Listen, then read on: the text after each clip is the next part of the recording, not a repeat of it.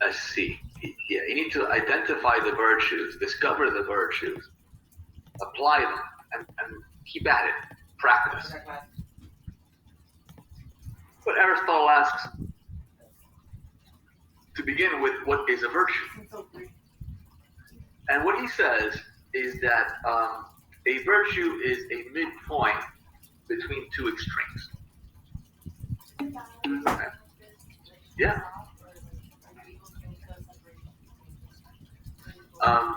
According to Aristotle, a virtue is a midpoint between two extremes.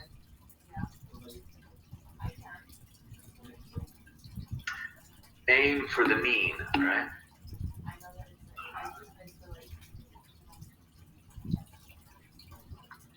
What she say? Ethical virtue is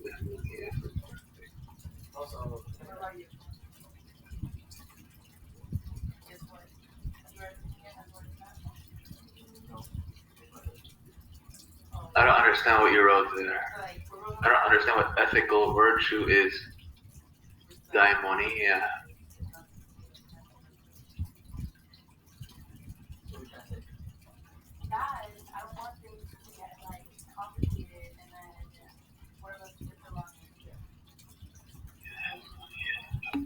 I don't know what that means. It's the highest virtue. It's the highest virtue.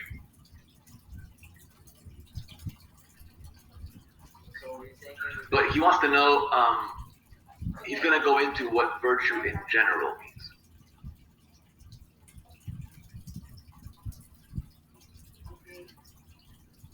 And as I said, according to Aristotle, a virtue is a state or condition that is intermediate between an excess and a deficiency. In the intermediate virtuous state, you have the appropriate feelings. In turn, you aim at the right objective. And he gives us examples of different virtues.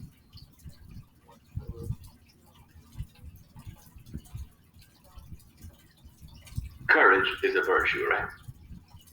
Courage is a virtue. And as a virtue, it is intermediate between two extremes. Which extremes? Which two extremes? Well, courage lies somewhere between cowardice and excess of fear, and recklessness, a deficiency of fear. Right? So avoid the extremes of cowardice and recklessness. Choose the virtue of courage that's intermediate between. If you are courageous, you're not going to be a coward. And if you're courageous, you're also not going to be reckless or foolhardy.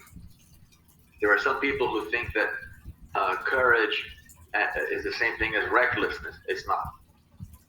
If 20 people are running after you and they want to beat you up, don't fight them, or you run. You're not going to win that war. It's not cowardice to flee from a gang of 20.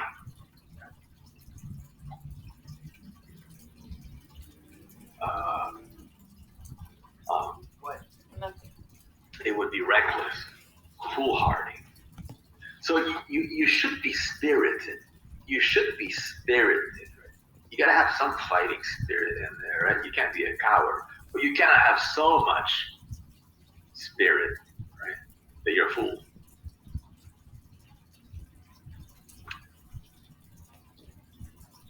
Another virtue is justice. Says Aristotle, justice is another virtue. A person of justice, in Greek they used to call people a man of justice, for example. We say fairness. Right? So when we talk about justice as a virtue, you might understand fairness. Right? A fair person is a just person. For example, a judge. I understand that some judges are noble. Some are no good, but some are good. Some are fine. Well, if you can consider the fair and just judge, right? His or her punishment is gonna fit the crime. It's not gonna be too severe.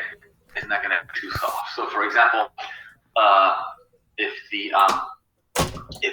the virtuous judge, a person of justice, is thinking, how do I punish the cannibal that ate 25 people? Or, oh, I know, I'll fine him $25. That's the punishment. That's too soft. How do I punish Bobby? Bobby stole a pencil. The 5-year-old Bobby stole a pencil. How do I punish him? Cut off his hands, right? That's too severe. So the just punishment, the fair punishment, is also going to be intermediate between two extremes.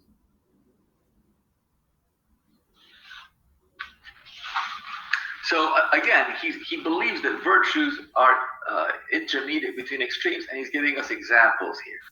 Another virtue, ladies and gentlemen, is temperance. Temperance means something like moderation.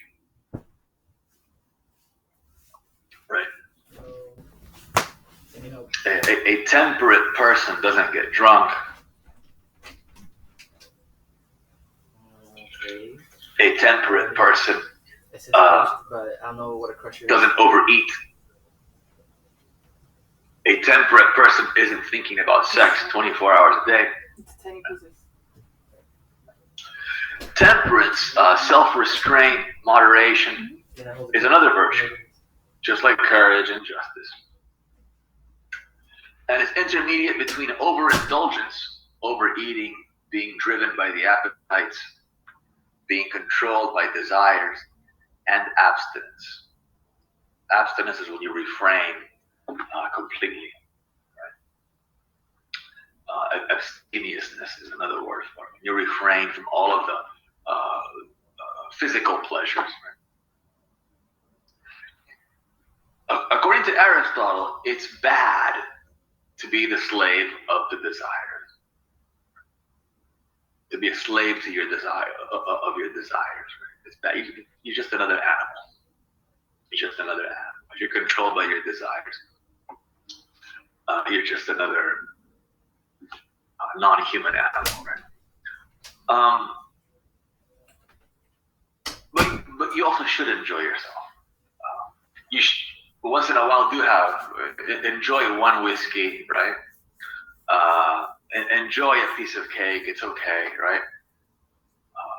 Aristotle believes that if you don't give yourself these if you abstain from all things, he thinks it's psychologically negative. It can have terrible effects. People who abstain from having sex, people who abstain from having a drink, an alcoholic drink, a piece of pie, etc., become boorish, cranky, and irascible, easily angered, right? It is not psychologically healthy to repress all of your desires, says Aristotle. So be temperate, be moderate, right? Enjoy the things that the world has to offer. Just take it easy.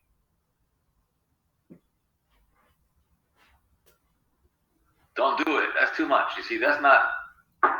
This guy's got the wrong idea. Are there any questions so far? Are we understanding what he's? Yeah. Are we understanding what's going on?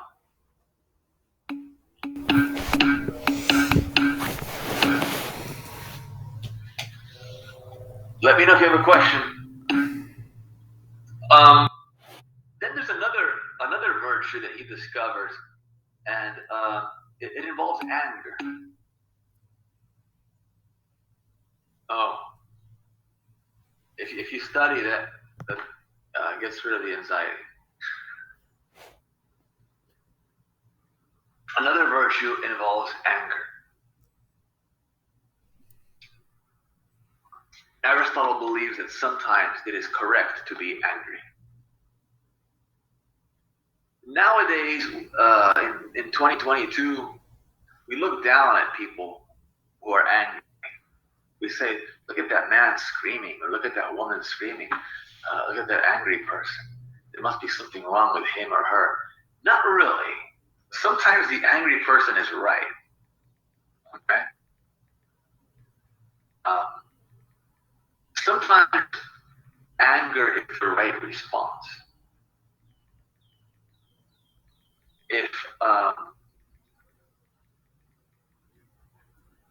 If you read about if you look into the horrible things that we do to one another on this planet, what happens to certain children, right?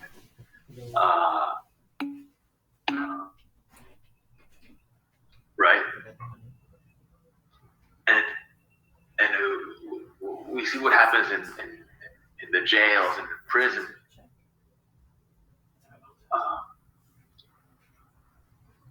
What serial killers do to their victims. If that doesn't make you angry at one point in your life, there's something wrong with you. There's just something wrong with you. He calls this kind of anger, which is a virtue, he calls it righteous indignation. It is virtuous, says Aristotle, to respond to an injustice with anger. But don't respond with so much anger that you will lose all control. Again, the virtues are between two extremes. This appropriate degree of anger has no name in ancient Greek. Translators call it righteous indignation. Yeah, if you see that a 300-pound man is beating up a 90-pound woman for the fun of it, and it doesn't get you angry, then there's something wrong with you. So we've covered courage, justice, temperance. Oh, on the subject matter of temperance, my father was very temperate. I never saw my father drunk, ever. He would have a glass of wine or two with dinner every night, and then after that he would have a shot of whiskey. My mother would say, do you want another shot of whiskey? And he would always say no. He would have one or two glasses of wine with dinner and just one shot of whiskey. And maybe it was half a shot of whiskey. And I never saw him drunk. See, he practiced temperance or moderation. Here's another virtue, truthfulness. We can call it honesty as well. Truthfulness or honesty lies somewhere between being brutally honest and a constant liar, right? So you can't tell a fib, right? A white lie. How do I look in this? You look good, you know? You can do that. You don't need to be brutally honest. That would be an extreme.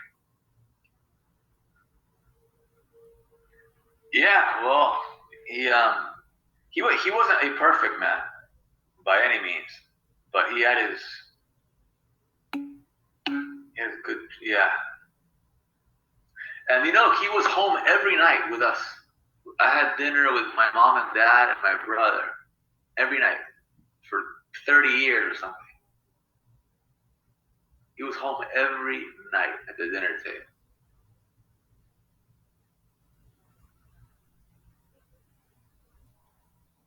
He adored my mother and she adored him. They're both dead now.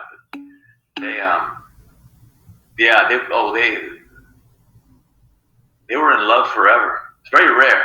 Very rare. All my friends had parents that were divorced.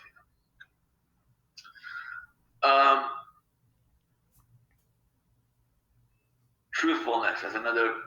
Liberality. Liberality here means something like generosity. It doesn't always have a political connotation or meaning. If you're liberal, it also means that you're generous with your things. Be generous and giving. Be neither stingy nor prodigal. Yeah, if you're stingy, that's not a virtue, right? to yourself. And if you're prodigal, you're giving everything away. That's not good either. No, help out, but moderately. Everything in moderation. Everything in moderation.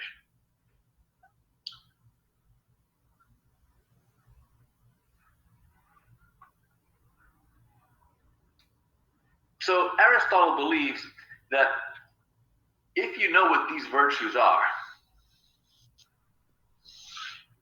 and this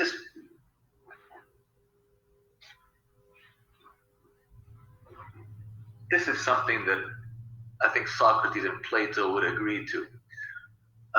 Aristotle tells us that once you know what these virtues are, then you can act in accordance with them. You practice them. Somebody mentioned discipline. I think it was Bouchon. You have to practice them. You have to practice these virtues. I want that second drink. No. My neighbor gave me a bottle of vodka. It was like this big. Bigger. I drank some of it, of course. This morning I woke up, I looked at it, I said, This is a separation Coke. I gotta have some. I threw it out. No. It's hard. It's good vodka. I just threw it out. Yeah. I'm trying to be virtuous. Students aren't virtuous these days. My students aren't virtuous. So anyways, it's hard. It's hard to take a good vodka and say, you know what, this poison. And it is poison. Literally. Dumpster. My father did it, maybe I can do it too. And I would never say that about you people.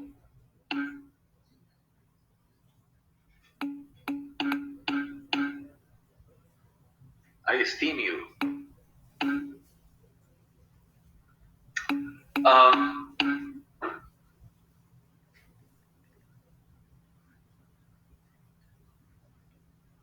Now, at first it's hard. Then you get used to it, says Aristotle. Then you get used to it. And one day you won't even have to think about it anymore. You will be used to being virtuous. The body will have been trained. Right? So automatically you're not going to want that second piece of pie. You're going to be used to having one piece of pie. Or one piece of cake or whatever. You'll get used to it. You won't have to think about it. Naturally, automatically, without thinking about it, unreflectively, you'll do the right thing.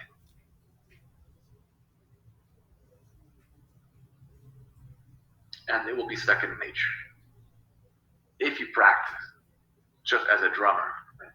Doesn't have to think, where's the hi-hat cymbal? Where's the floor tom, right? What do I do with these sticks, right? After much practice, the drummer can just drum away. Are there any questions so far?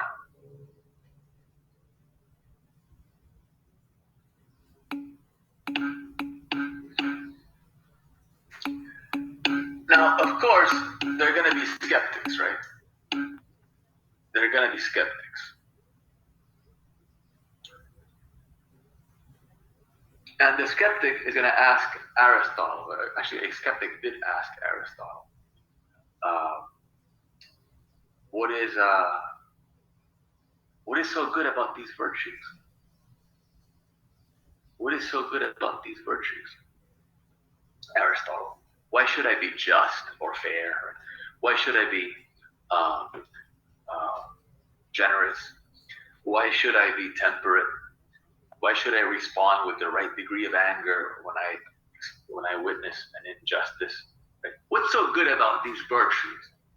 Asks the skeptic of Aristotle. Right? At this point, the skeptic may ask, why is it good or advantageous for me to possess these virtues? Why do they lead to eudaimonia? Why do they lead to happiness?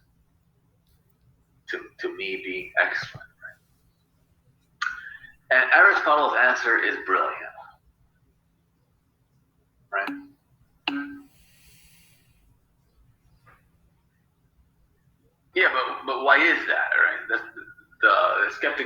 why is that? And Aristotle says, what's so good about these virtues?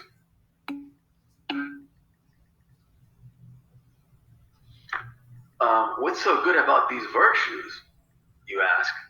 Well, you know what, brother? If you need to ask that, you must have had a bad upbringing. Right? If you ask someone what's so good about these traditional virtues, what's so good about these traditional virtues? It must be that you had a bad upbringing. What a sad life. Why does Aristotle say this? Because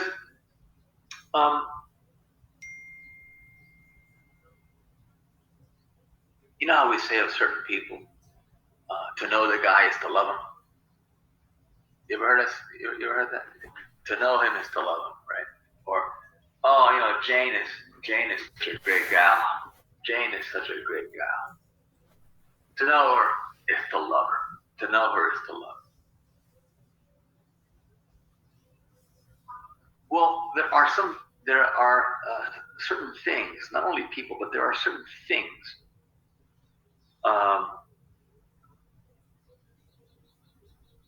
that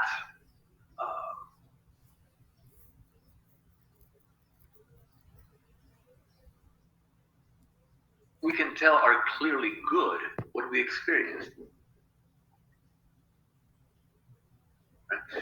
There are certain things that, when experienced, are obviously good.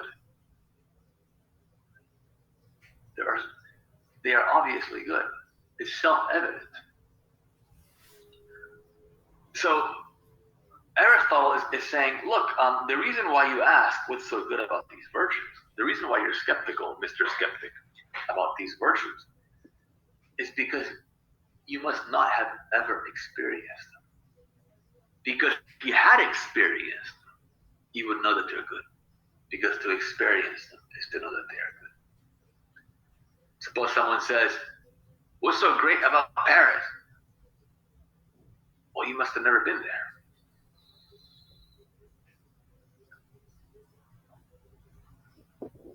What's so great about Rome? You must have never been there.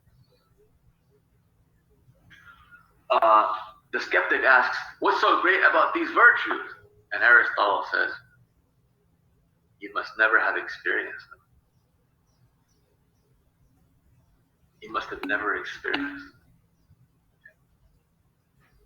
Because to experience them is to know that they are good. But you didn't experience them, so you must have had a bad upbringing.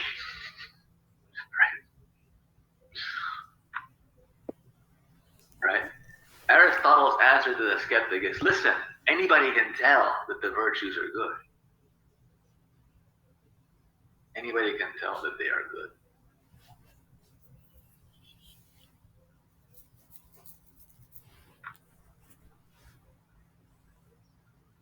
In order to understand that the traditional virtues are good, one must already be acquainted with them. One must have already enjoyed them. What makes this possible is a good upbringing. So suppose you have two houses on the same street. House A and House B.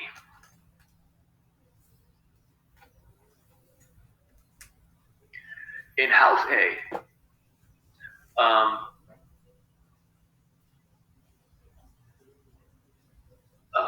the father is not temperate. He's intemperate. He's always drunk. He's always drunk. And when he metes out punishment, I need the tasty app. because he's drunk and angry, right? What about that? The punishments are never fair or just. So it's the house of alcoholic intemperance and injustice. Beats the kids up with a baseball bat.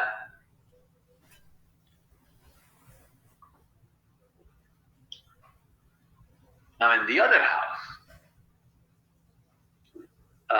the father does enjoy a glass of wine, but only one, right? And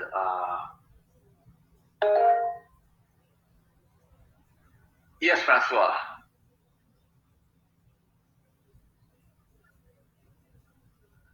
My bad, I accidentally clicked it by accident.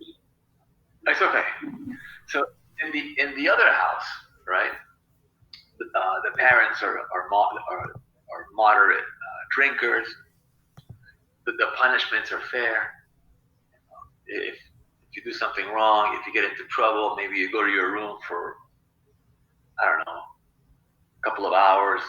They take the cell phone away from you, and then they give it back to you, right? But but it's a house of virtue. It's a house of justice, of temperance, of love. And the father, he sits his kids on his lap and he sings them songs, so on and so forth. One house is clearly better than the other, right? One environment is clearly better than the other. Wherever you have virtue, wherever you have virtue, you have an advantage. You have something that's obviously better. Even the children can tell. Hey, Mr. Skeptic, even the kids can tell, right?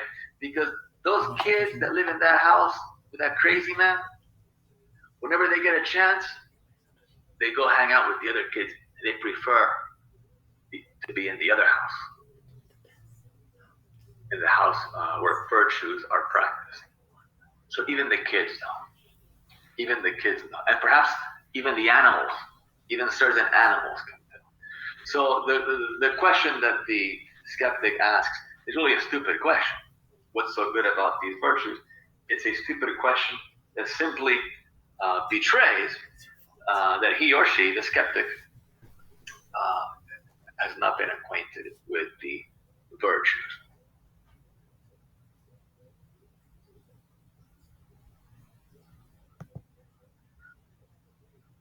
For example, a child in house A, where the father is temperate, gets to know the virtue of temperance, likes it, and can tell that it is good. The 5-year-old can tell, right? In house B, where the father is an alcoholic and beats the children, the child gets to know that vice and intemperance, and understands through pain and suffering that it is bad.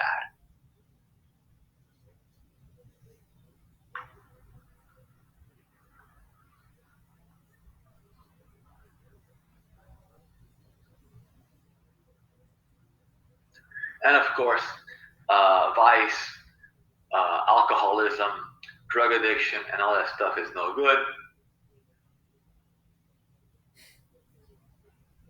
And contagious. Here's Boris Yeltsin, the president of Russia in the 90s. He was drunk all the time.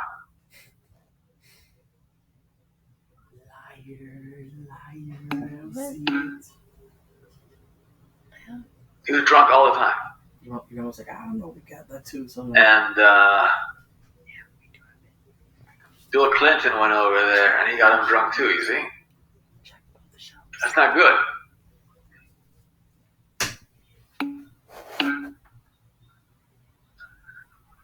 The only one there with some kind of virtue is the Marine.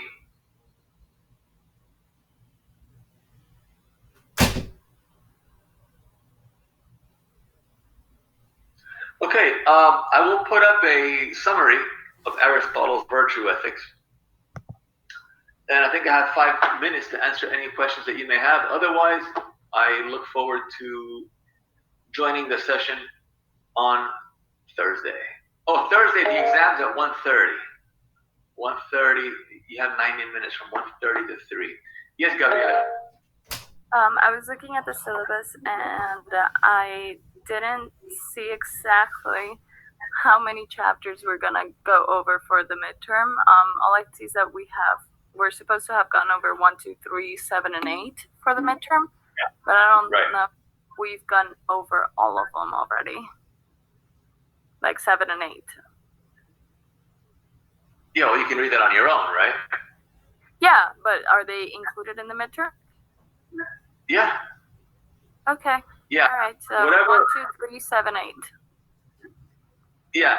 If it says 1, 2, 3, 7, 8 before it says midterm, then yeah, you have to read those for the midterm. All right, sounds good. Thank you. My pleasure. Anyone else? Question? Shoot. Yeah, I have a question, Professor. For the essay, what format are we writing in? MLA or APA? My format. Just do what I ask you to do. Yeah, just just follow my instructions and I'll be happy. Okay. All right. Thank you. You're welcome. Aixa, where's the exam going to be located? On Blackboard. I'll show you on Thursday, Aixa. And I know that we have some of the chapters that we haven't gone over, but is anything going to be quiz that's not on the study guides that you put up? Yeah, the stuff right. As I said, what I put up is from the lectures. It's not from the book. Okay, not a problem. Okay.